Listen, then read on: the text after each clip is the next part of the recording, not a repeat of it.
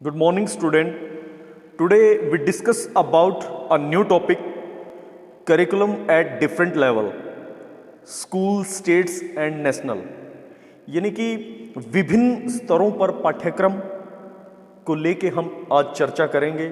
हमारा ये टॉपिक है curriculum at different level, school, state and national. तो आज हम विभिन्न स्तरों पर पाठ्यक्रम को लेके चर्चा करेंगे। सबसे पहले जिस लेवल पर हम पाठ्यक्रम की चर्चा करेंगे वो है स्कूल। क्या है बच्चे? स्कूल।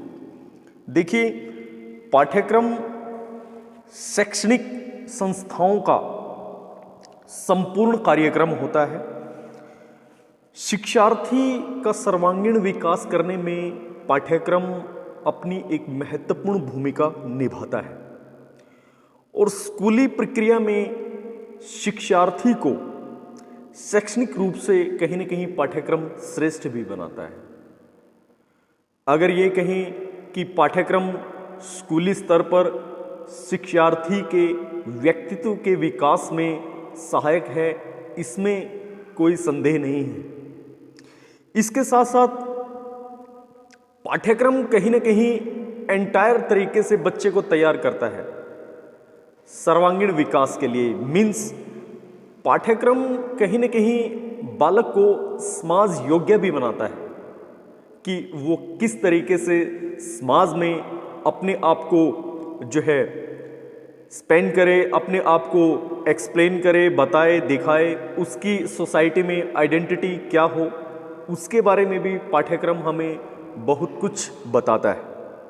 देखिए, स्कूली पाठ्यक्रम कहीं न कहीं अलग अलग स्कूलों में भिन्न भिन्न होता है। कुछ अच्छे स्कूल होते हैं और कुछ औसतन स्कूल होते हैं और बहुत जो है स्कूलों में अपने अपने तरीके से ये जो है डेवलप किया जाता है। साथ साथ मैं आपको एक और बताऊंगा, बहुत सी चीज़ों में स्कूलों में भिन्नताएं हैं, लेकिन पाठ्यक्रम को लेके कहीं न कहीं एक रूपता भी हमें देखने को मिलती है। साथ साथ मैं आपको अगर देखा जाए तो राष्ट्रीय स्तर पर पाठ्यक्रम को तैयार किया जाता है, यानी कि नेशनल लेवल पर जो है हम पाठ्यक्रम को तैयार करते हैं। फिर पाठ्यक्रम जो है विभिन्न राज्यों में स्कूलों में जो है पाठ्यक्रम को भेजा जाता है और इसे व्यावहारिकता प्रदान की जाती है स्कूलों के अंदर, और इसी के ऊपर संपूर्ण हमारी जो है शिक्षण प्रणाली टिकी हुई होती है। क्योंकि इसके अंदर जो है केवल और केवल स्कूली जो है क्रियाएं ही नहीं होती, स्कूल के बाहर भी जो हम क्रियाएं करते हैं वो भी इसके अंदर समावेश होता है उसका।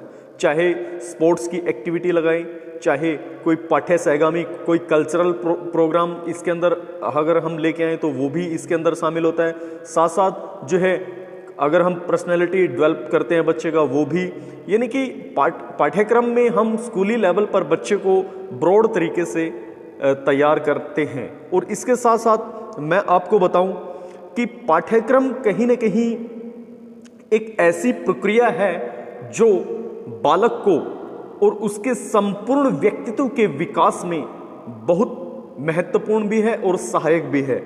अगर ये कहें कि बालक के संपूर्ण जीवन में पाठ्यक्रम का एक विशेष महत्व रहता है तो इसमें कोई दो राय नहीं है, क्योंकि पाठ्यक्रम एक ऐसी प्रक्रिया है जो बालक के जो है संपूर्ण जीवन में कहीं न कहीं एक नए विकास के नए आयामों को जो है वो जन्म देता है, खोलता है। तो कहीं न कहीं पाठ्यक्रम अपने आप में एक संपूर्ण प्रक्रिया भी मानी जाती है। साथ साथ बच्चे, मैं थोड़ा सा पृष्ठभूमि में अगर बैकग्राउंड में जाना चाहूँ तो मैं एक बैकग्राउंड में आपको बताना चाहूँगा पाठ्यक्रम के बारे में। भारत की जो है स्वतंत्रता के तत्काल बाद एक ऐसी जो है शिक्षा व्यवस्था बनी जिसमें पाठ्यक्रम को महसूस भी किया गया। कहीं न कहीं अगर देखा जाए तो पाठ्यक्रम को एक ब्रॉड लेवल पे तैयार करने की प्रक्रिया चलाई गई। साथ साथ पहले इसको जो है 10 वर्ष के लिए तैयार किया गया, फिर उसके बाद 11 वर्ष और फिर उसके बाद जो है कहीं न कहीं 12 वर्ष के लिए इसको तैयार करने का काम किया। इस पाठ्यक्रम में जो है कहीं न कहीं पाठ्याचार्य, विषय वस्तु और दूसरी संबंधित क्रियाएं, पाठ्य सहगामी क्रियाएं इसके अंदर शामिल की गई। मैं आपको बता दूं, देश में एक ही प्रकार का पाठ्यक्रम भी नहीं था, अलग अलग तरीके का जो है स्वतंत्रता प्राप्ति के पश्चात हम ये देखने को पाते हैं। 1977 यानी कि 1977 में शिक्षा को समवर्ती सूची में शामिल किया गया और इस तरीके से केंद्र सरकार, और पहले केंद्र सरकार इसमें रुचि दिखाती थी, केंद्र सरकार के ऊपर ये डिपेंड रहता था, लेकिन फिर धीरे धीरे 1977 के बाद जो है राज्य सरकार ने भी जो है इसमें रुचि दिखानी शुरू की। और अब जो पाठ्यक्रम वो केवल और केवल जो है देखा जाए उसका निर्माण सेंट्रल लेवल पे नहीं बल्कि स्टेट लेवल पे भी जो है होना शुरू हुआ और पाठ्यक्रम को एक नई दिशा और दशा प्रदान करने का कार्य भी किया गया। अगर देखा जाए तो 1986 की एजुकेशन पॉलिसी ने पाठ्यक्रम को एक स्ट्रॉन्ग बेस प्रदान करने का कार्य किया। 1986 की जो पॉलिसी थी वो कहीं ना कहीं हमें ये दिखाती है कि एक रूल रेगुलेशन के तौर पे, क्योंकि जब बच्चा प्राइमरी, माध्यमिक और उच्च माध्यमिक शिक्षा प्राप्त कर लेता था तो उसके सामने जो है एक ऑप्शन 1986 की पॉलिसी ने ये खोला कि बीए, बीएससी, बीकॉम या बीए, बीकॉम, बीएससी यानी कि आफ्टर प्लस टू के बाद +3 जोड़ के यानी कि 3 वर्षीय कोर्स का प्रावधान किया गया ताकि बच्चे को जो है स्नातक बनाया जा सके। साथ साथ मैं आपको ये भी कहना चाहूँगा, इसमें समय समय पर संशोधन भी होता रहा। ऐसा नहीं है कि ये इसके अंदर अमेंडमेंट नहीं हुआ, बदलाव नहीं हुआ, समय समय पर इसके अंदर जो है वो बदलाव भी हुआ। इन सब के परिणाम स्वरूप हमें जो है पाठ्यक्रम एक अपने विस्तृत रूप में मिला और साथ साथ हमारे भविष्य को उच्चतम शिखर पर पहुंचाने ने पाठ्यक्रम में विद्यार्थियों की बहुत ज़्यादा क्या की, हेल्प की, मदद की, सहायता की। अब मैं थोड़ा सा जो है शिक्षा की राष्ट्रीय नीति के बारे में बताना चाहूँगा कि स्कूली स्तर पर पाठ्यक्रम के अंदर वो कौन सी चीज़ें रही हैं जो एक जो है पॉलिसी के हिसाब से चला कि एक पाठ्यक्रम स्कूली स्तर पर किस लेवल का हो, और इसमें 1986 की जो पॉलिसी है उसको हम विस्तार से पढ़ेंगे। देखिए बच्चे, मैं आपको बताना चाहूँगा outline of national policy on education 1986, यानी कि 1986 की जो पॉलिसी थी उसको कहीं ना कहीं स्ट्रॉन्ग लेवल पे पाठ्यक्रम में लेके आया गया। और role of necessity of education, क्या रोल रहा? सबसे पहले पाठ्यक्रम ने क्या कार्य किया स्कूली स्तर पर? पहला है सर्वांगीण विकास, यानी कि ऑल राउंड डेवलपमेंट। देखिए बच्चे, शिक्षा व्यक्ति के व्यक्तित्व के सर्वांगीण विकास में बहुत ही महत्वपूर्ण जो है भूमिका निभाता है और कहीं ना कहीं ये एक जो है नेसेसरी भी है और साथ साथ जो है बहुत बड़ा ही इंपॉर्टेंट पार्ट भी है। नेक्स्ट है मानव शक्ति का विकास, डेवलपमेंट ऑफ मैन पावर। देखिए, शिक्षा विविध स्तरों पर राष्ट्रीय आय को बढ़ाने के लिए मानव शक्ति के विकास के संदर्भ में अपनी एक श्रेष्ठ भूमिका रखती है और कहीं न कहीं अगर देखा जाए तो शिक्षा ने मानव विकास के लिए एक नए आयामों को खोलने का क्या किया, कार्य किया, और इससे कहीं न कहीं मैन पावर को ग्रो करने में एक महत्वपूर्ण जो है एस्पेक्ट जोड़ा गया। साथ साथ इसका ये एस्पेक्ट भी रहा है कि इससे जो है मानव शक्ति यानी कि मैन पावर को डेवलपमेंट किया गया इसके माध्यम से। नेक्स्ट है राष्ट्रीय शिक्षा नीति, नेशनल एजुकेशन पॉलिसी का ये प्रावधान भी रहा, ये एक नियम बनाया गया, क्या? शिक्षा का एक फॉर्मूला 10+2+3 सिस्टम ऑफ एजुकेशन।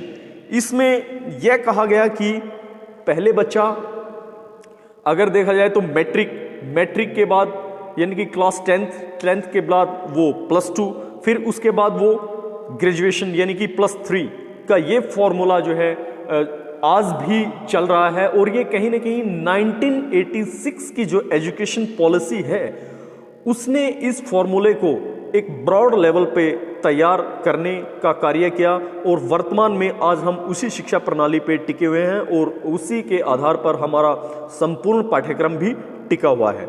इसके साथ साथ जो है शिक्षा की राष्ट्रीय नीति 1986 के अनुसार शिक्षा के उद्देश्य और लक्ष्य क्या रहे हैं, means aim and importance of according to national policy of education 1986 क्या रहा है। सबसे पहले मैं आपको बताना चाहूंगा सोशल डेवलपमेंट यानी कि सामाजिक विकास।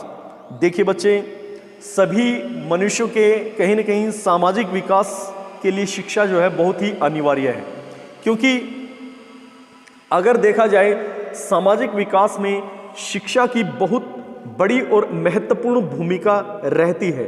क्योंकि अगर हमें समाज के साथ हम इंटरेक्शंस नहीं करेंगे, विचार नहीं करेंगे, अपना एक्सप्लेनेशन नहीं देंगे और समाज के साथ नहीं जुड़ेंगे, तो कहीं ना कहीं हमारा सामाजिक विकास नहीं हो पाता है। और मनुष्य को यदि जीवन में अपने जीवन में सफल होना है तो कहीं ना कहीं अपना सोशल जो है डेवलपमेंट तो उसको करना ही होगा, और इसके लिए बहुत ज़रूरी भी है क्योंकि आज लोकतंत्र का जो है युग है, और उसके लिए ये चीज़ें बहुत ही महत्वपूर्ण हैं। यदि हमें जो है प्रजातंत्र की सफलता करनी है तो इसके लिए हमें सामाजिक विकास होना हमारा बहुत ज़रूरी है, और सामाजिक विकास पे ही हमारा आर्थिक विकास और राजनीतिक विकास भी इसके अंदर शामिल है, क्योंकि वो भी इसके ऊपर बेस्ड है, टिका हुआ है। क्योंकि अगर देखें तो राजनीति जब भी हम करते हैं तो वो पूरे का पूरा उसमें समाज का भी बहुत महत्वपूर्ण जो है रोल रहता है, और साथ साथ जितनी भी आर्थिक क्रियाएं हैं वो हम कहीं ना कहीं सोसाइटी के अंदर, समाज के अंदर ही करते हैं। तो हम अगर ये कहें कि 1986 की पॉलिसी का ये एक मेन टारगेट रहा है कि ये कहीं ना कहीं सोशल डेवलपमेंट करने में इसकी एक महत्वपूर्ण भूमिका रही है।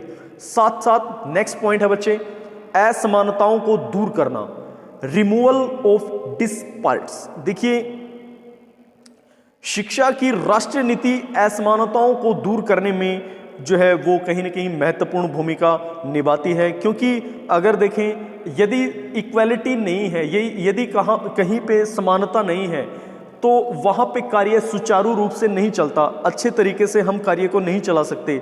यदि हमें कार्य को सही तरीके से लेके चलना है तो उसके अंदर इक्वालिटी का होना यानी कि समानता का होना बहुत ज़रूरी है। अगर हम इक्वालिटी नहीं दिखाएंगे तो कार्य संपूर्ण तरीके से नहीं हो पाता। तो 1986 की पॉलिसी का ये एम रहा है, ये उद्देश्य रहा है कि हमें जो है असमानताओं को दूर करना होगा, और ये इसका एक महत्वपूर्ण लक्ष्य भी रहा है। इसके साथ साथ नेक्स्ट है बच्चे, स्त्रियों की शिक्षा में समानता। देखिए, एजुकेशन फॉर वुमेन इक्वालिटी। आज जो है शिक्षा कहीं न कहीं अगर देखा जाए तो स्त्री शिक्षा पर विशेष बल दिया गया है और देने की आवश्यकता भी है, ताकि इसके माध्यम से स्त्रियों को भी समान रूप से समझा जाए, समान ही उनको माना जाए। यदि असमानता होगी तो वहाँ पे कहीं न कहीं जो है जेंडर इक्वलिटी नहीं रहेगी, और जेंडर इक्वलिटी का होना बहुत ही ज़रूरी है। साथ साथ मैं आपको ये भी कहना चाहूँगा कि यदि हम स्त्री को शिक्षा प्रदान नहीं करेंगे तो इसमें कहीं न कहीं हमारा समाज का एक बहुत ही महत्वपूर्ण पक्ष वो हो क्या है, वो शिक्षा से अछूता रह जाएगा।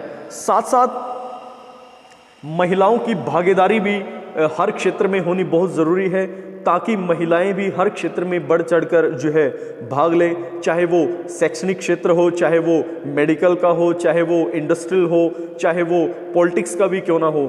यदि शिक्षित महिलाएं हैं और तो उनको हर तरीके से समान जो है अधिकार जो है प्रदान करने चाहिए, और ये हमारी सोसाइटी के लिए और प्रजातंत्र की सफलता के लिए बहुत ही आवश्यक है।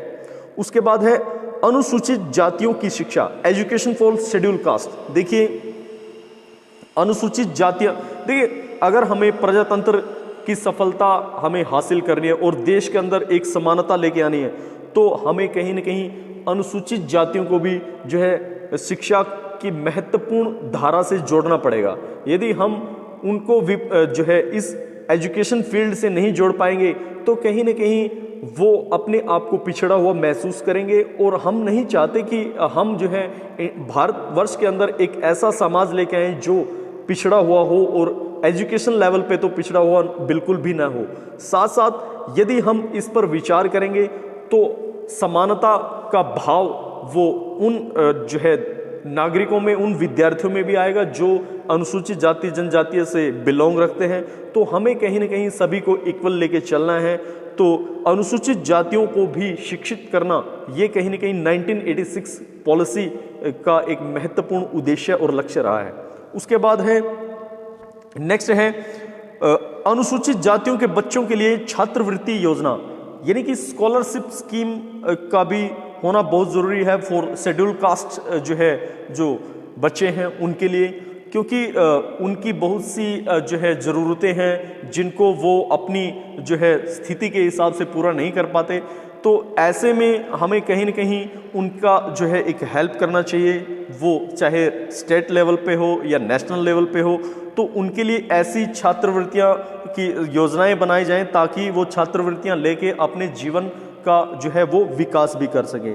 साथ साथ अनुसूचित जाति के जो है अध्यापकों की भी नियुक्ति करना बहुत ज़रूरी है ताकि समान रूपता बनी रहे और बहुत से विद्यार्थी उन अध्यापकों से प्रेरणा लेके अपने जीवन का विकास कर सके। साथ साथ स्कूल इमारतों, बालवाड़ियों और प्रौढ़ केंद्रों की भी स्थापना करना बहुत ज़रूरी है ताकि अनुसूचित जाति का कोई भी पक्ष जो है वो शिक्षा से अछूता न रहे। ठीक है ना। उसके बाद बच्चे नेक्स्ट है प्रौढ़ शिक्षा, अडल्ट्स एजुकेशन। देखिए संपूर्ण राष्ट्र को निरक्षरता के उन्मूलन से हमें बचाना है, तो इसके लिए हमें प्रौढ़ शिक्षा की भी बहुत ही आवश्यकता महसूस होती है। और कहीं ना कहीं हम ये स्टेट लेवल पे और सेंट्रल लेवल पे ऐसे शिक्षण संस्थान खोलने चाहिए ताकि प्रौढ़ जो है शिक्षा को ज़्यादा से ज़्यादा बढ़ावा दिया जा सके और महत्व दिया जा सके, ताकि प्रौढ़ों को भी यदि हम शिक्षित करेंगे तो उनको भी जो है शिक्षा का ज्ञान प्राप्त होगा और अपने वो राइट्स और जो उनकी ड्यूटी होगी उसको वो जान सकते हैं इसके माध्यम से। साथ साथ हमें कहीं ना कहीं ये भी देखना होगा कि जो प्रौढ़ हैं वो अपना जो है सही तरीके से जो है यूज़ करें एजुकेशन का, क्योंकि राष्ट्र के निर्माण में अगर देखा जाए तो प्रत्येक व्यक्ति बहुत ही महत्वपूर्ण भूमिका निभाता है, चाहे वो जो है प्रौढ़ ही क्यों ना हो, क्योंकि ये चीज़ें ज़रूरी हैं। और प्रौढ़ शिक्षा केंद्र जो है स्टेट लेवल पे खोले भी हैं, सेंट्रल लेवल पे भी गवर्नमेंट ने खोले हैं। तो हम कहीं ना कहीं समाज का कोई भी पक्ष शिक्षा से अछूता न रहे, तो ये 1986 की जो है पॉलिसी का एक एम भी रहा है और ये कहीं ना कहीं उनका ऑब्जेक्टिव भी था।